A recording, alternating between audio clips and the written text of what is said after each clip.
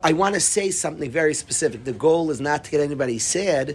The goal is to get inspired by an akuda about him, and to give merits to Shaya is an olam haba. And I appreciate him, and want him to get more schar. So I want to talk about a very specific nakuda. I happen to have an area in the Megillah that I link it to. I'm not necessarily going to do that right now, and I'm not looking to connect it. I'm looking to tell you about him for a very specific nakuda. He was here. He was very early in the yeshiva. To give you the little bit of the background, Shaya was somebody who learning did not come very easily. It wasn't like he quickly learned a lot and understood a lot. It was like a struggle to learn, and he became like a very serious masmid. He was a guy in yeshiva. I would literally consider him like the poster child of everything we want to produce in yeshiva. He was a guy who would learn all day, learn Bein Hastarim. He was in the Beis Medrash Bein Hastarim. He was very into Musar. He'd write over all the shmuzim in yeshiva. Myself, right, Kestamam, he'd write over all the shiurim. He would write it while he heard it and rewrite it at night. Every single shmuz he would hear in yeshiva, he'd write it by day quickly while he was hearing it, and at night rewrite it. He would record every single shir. He was the first guy. Today, Lahavdil and Chaim Chaim, I have tremendous appreciation. I want to say how much it means. There's an old guy from LA who's in his upper 30s, who was friends who knew Shaya well, who called me yesterday, and he said, tell the bacher who records it, I listen daily. Shuri Berkowitz called me yesterday. Wow. He's married with children and he's a tremendous person. And he says, tell the guy who records it. So I want to say about Shalom and Johnny, who they work hard, and they both put in effort. And it's not simple. First of all, they come every single day, but then they spend time to erase whatever shouldn't be on there, and ever before and after shouldn't be on there, and just to edit, erase, put it out, and all the work that's included in that. I want to say about Shalom. Maish Raber did it last, he's appreciated. Usher Ackerman has done it in the past, Aryeh Barnett. And today, Shalom Landau works hard. This beautiful Ben Torah who sits here daily with sincerity and comes every day and works hard. And Johnny Aaron, who's been sitting here for years and works hard to put it out. And I want to express tremendous appreciation to both of you. It's greatly, greatly appreciated. So I want to say, the first one who ever recorded the shir, and this is just a fact, Lahavdil and Chaim L'chaim, was Shaya Twersky. He would record every single shir. He was nifter on the way to a Friday morning shir. He was in a car accident, and nifter, he was coming from New York. Now Shaya was somebody. What is you were going somewhere? He said to tell the one who records it. No, he listens. He just said to thank the one who records it daily. So I was thanking, that was my way of thanking Shalom. He sent a thank you yesterday. I was talking about the Shaya Twersky was the first one who recorded the shiurim. He would always record it daily. He was recording it for himself. He was not sending it out. The other guys would borrow from him. He was recording it himself. He actually back then had a tape recorder. Believe it or not, he was recording it with a tape recorder, and would listen at night, rewrite it at night, write it during. Divrei Torah were extremely important to him. He was very ignited by Divrei Torah, and he's somebody who was making a beautiful kesher to Torah. He learned a lot. He was a very good musician. It's interesting. Right at the start of the yeshiva, he was an excellent musician. He played the keyboard beautifully and would play at simchas. He was somebody, he kept the cheshbon hanefesh, which is remarkable. There's a guy in our Beis Medrash who charted his behaviors, and he had a cheshbon hanefesh he kept. I found that after his patira, he had a sefer, a cheshbon hanefesh that he kept to keep track of his activities. He was watching himself to make sure the specific thing he was tracking most is no lashon hara. And he would mark himself. He wrote after 1 week, this week. Could you imagine a guy in our Beis Medrash said, this week, I have not spoken one word or listened to one word of lashon hara. He was working, he wrote a little smiley face, and he said, this week I have not, can you imagine a guy being able to say on himself for a whole week, I have not uttered one word, one letter of lashon hara, and have not listened to one piece of lashon hara the whole week. which is like, wow. He was charting to make sure Lashon Hara was a big thing. He was working on other things also. He wrote once that tonight I played in his Cheshbon HaNefesh, tonight I played at a simcha, and I had a lot of stomach pain, but I wanted the Chevra to be happy. I smiled through it, and I brought simcha to the Olam. And he was like, he charted that. He was charting things.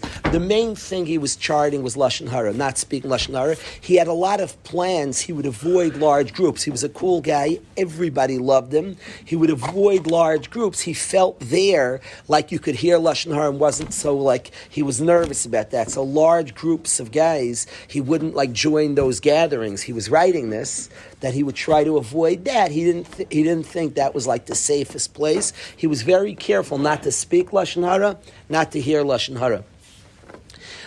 What I want to say about him is as follows. So he was a very, very sincere, with it, very part of the Chevra.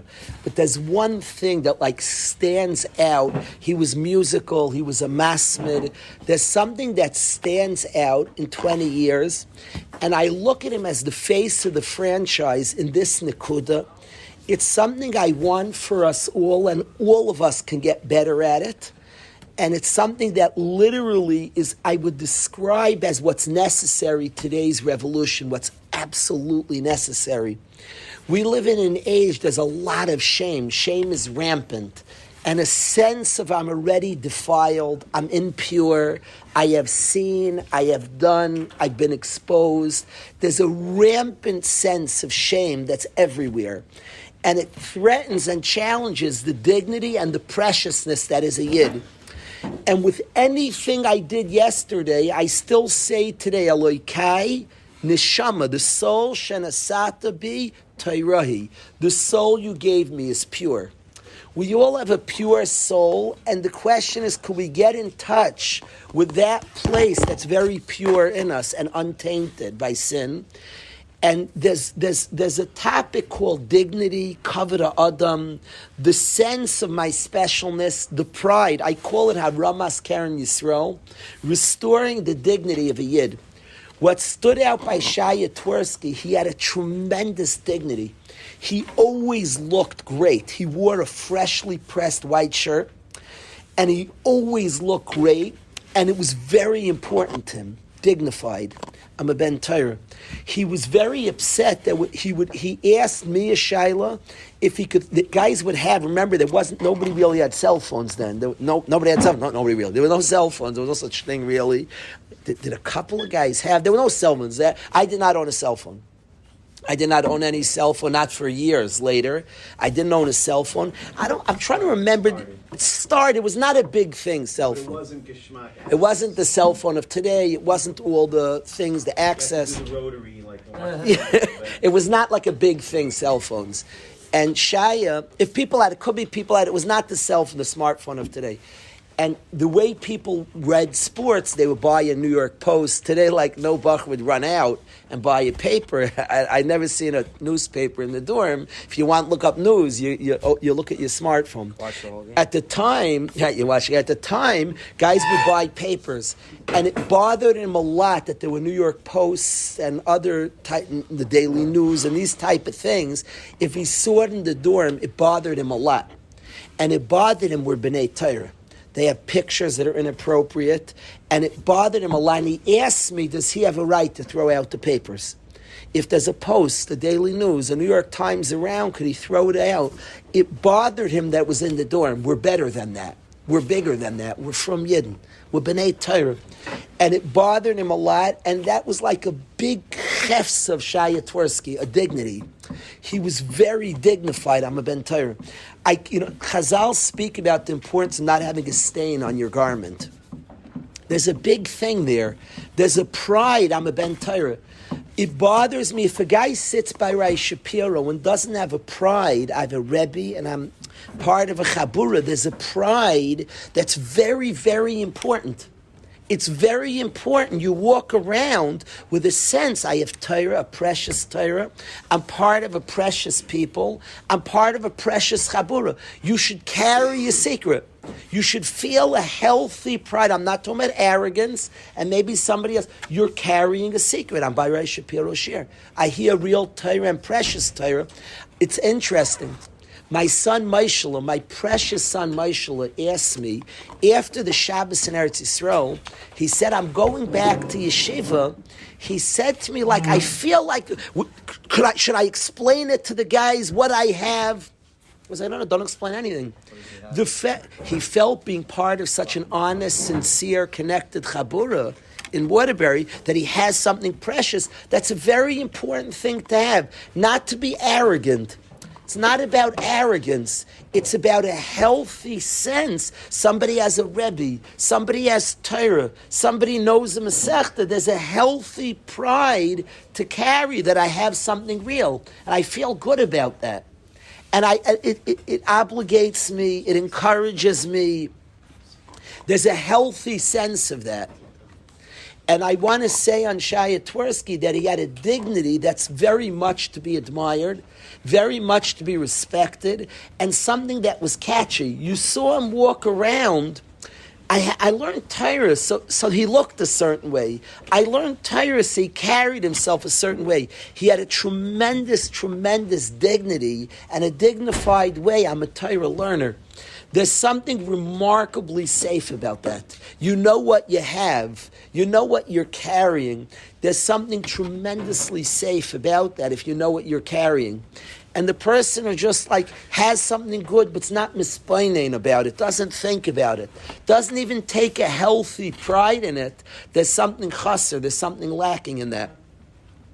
I just want his dignified look, always a clean white shirt, his dignified behavior, the way he understood, I have something precious, I don't want to defile it. I want to carry that, I want to keep it clean. The understanding of that was very, very impressive to me. Ari, could you pass the Gemara Shabbos?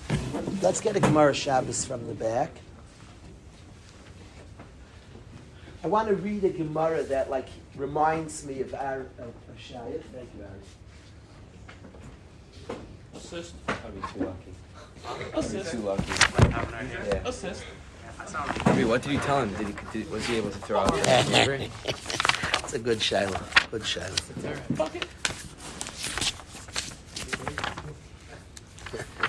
It's a good Shiloh. I was hoping you wouldn't ask that. I'll tell you later. A Gemara in Kufnun Beis Amud Beis in Masechta Shabbos, Aviel. Avi, I want to share this Gemara, Kufnun Beis in Masechta Shabbos. The Gemara says as follows.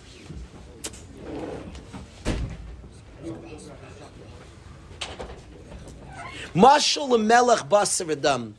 The Gemara gives the following parable to an earthly king. Shechalak Bigdei Malchus Lavadav. He gives out royal garments to his servants. Pechem Shebehem. The intelligence Avadim. You have a king who gives out to his Avadim beautiful royal garments. Pechem Shebehem. The intelligent Avadim, kaflum, they fold it up. V'nichum bekupsa. And they leave it very neatly in their dressers. They take good care of those begadim. Tipshim Shebem, the fools, holchu v'asu b'malacha, they do labor in these garments, and they get it soiled. They soil the beautiful Big Day Malchus. I always wondered on the mashal, the avadim, it says fold it up, and they put it in a special place. I assume they take it out for important purposes, but it means they don't, not when they're working. And they don't sweep the floors in the Big Day Malchus. The Big Day Malchus are designated for very specific purposes. And the smart Avadim keep the Big Day Malchus very neat. It's a very sensitive Gemara to me because I'm very bad at keeping garments in good conditions. It's a very hard. My kids have bets, over-unders, when I buy a hat, how quickly it's going to get wavy, the brim. And I'm always amazed my kids can have a hat for years and it stays just so. Manny's hat, mamish, stays just so. And I'm impressed by people who keep their begadim very good looking and clean and neat. So it's a little bit of a sensitive Gemara. The Gemara says that the smart Avadim fold up the big day Malchus and they put it in kufs on drawers and dressers. Now, I don't think it means they never use it. They use it for what the king had designated. When they greet the Melech in important occasions, they take out these beautiful begadim and they remain clean and pristine. Tipshim shebem, the fools, holchu vasu b'melacha, the big day Malchus, they do labor in them, liyamim, days later on, much later on, bikish hamelech eskelov, the king wants back his utensils. Pechem shebem echzirim like shem meguatzim, the smart ones return it, and the garments are beautiful. Tepshim shebem, the fools, hichzirim like, when they return him his garments, kshem luchlachim, they're filthy. Samach HaMelech Likras Pechem, the king is so proud of the smart ones. They value Big Day Malchus. Vikas Likras Tipshim, and he is so angry at the fools. You don't value Big Day Malchus. You don't value Big Day Malchus. Ava Kalish Baruch Hu, so to Hashem, Al Gufan Shel Tzadikim, on the guf of tzaddikim, so to Hashem, He gives the body a big day malchus, a heilige neshama. He gives the body a pristine, elevated soul. And the pikeach takes good care of the neshama. The pikeach is very careful with the neshama. He recognizes that I'm entrusted with a heilige neshama. And he's very careful not to bring the neshama to complicated, to compromised places, the heilige neshama. He's very careful. He's very, very careful. Have a heilige neshama. Could you imagine somebody entrusts you with their son, right? With Snicky gives you his son, his precious son. It says, could you watch my son for the day? Right? Snicky's a kind. You're mamish careful how you talk that day. You're careful what dorm room where you is. Hashem gives us an neshama.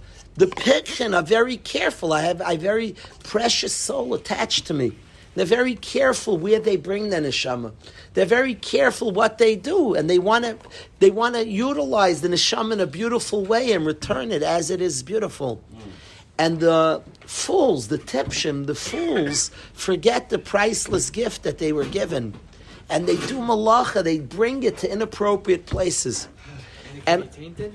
I'm sorry? It could be tainted in soil? A good question. It can always be cleaned, and there's always a place that's clean. But there's something that could happen, yes. There's something that can need cleaning, yes. Lemaisa says, I want to say with Shaya Twersky, that what he brought and forever remains a poster child in the yeshiva.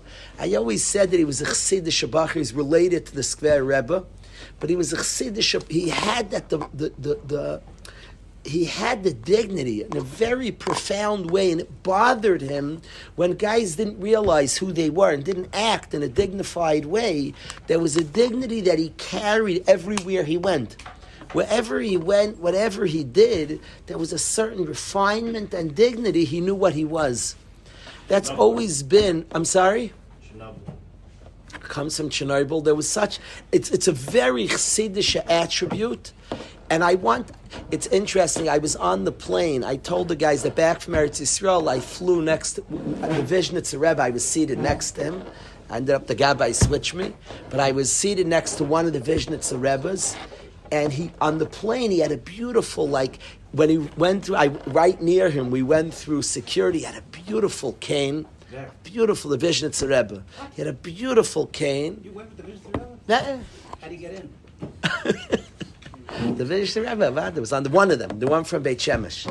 Beautiful cane, gaboim. But I appreciate the dignity of a Yid. The dignity, and that's what a lot of what the Rebbes are giving over, and what Shaya brought to the yeshiva is the dignity of a Yid. This remains important to me, that Chevra chap our dignity and our prestige.